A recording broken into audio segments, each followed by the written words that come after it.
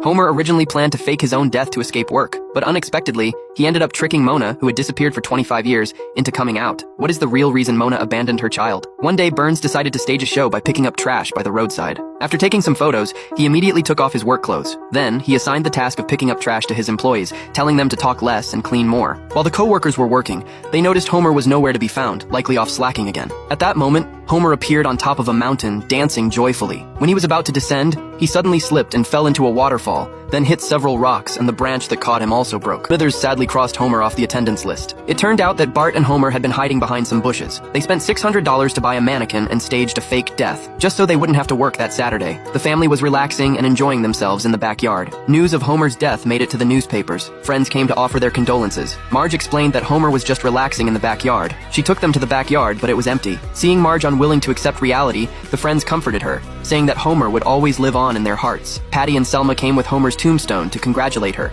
saying they had prepared it ever since they got married. That evening, the electrician even cut off their electricity. Marge urged Homer to end all of this quickly. The next day, Homer went to the archives and asked the staff to change his information. He personally checked his file and discovered that his deceased mother was listed as still alive. Homer pointed to an angel statue and said it was his mother's tombstone. The staff told him to go see for himself. He ran to the tombstone, cleared the weeds, only to find that the name on the stone wasn't his mother's. Thinking he had made a mistake, he started searching for her tombstone elsewhere. But before long, he saw his own tombstone. Startled, he slipped into the grave. A woman came over and told Homer to leave her son's grave.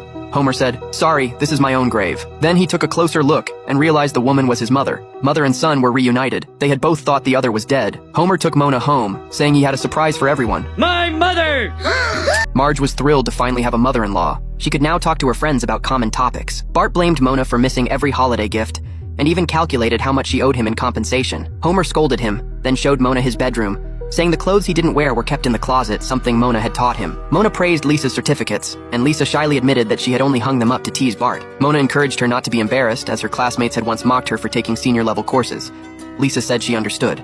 Homer did a handstand to get Mona's attention, and Mona even taught Lisa some idioms. Lisa was surprised to hear an adult use idioms with her. Mom, you're not looking! Suddenly, Mona ran back home when she saw a police car on the street. Lisa guessed that Mona must have a secret. She took Bart to the basement and told him about it. Bart said he had been looking through Mona's wallet for compensation money and found many different IDs. Homer was happy to have his mother back, but Marge warned him not to get too excited.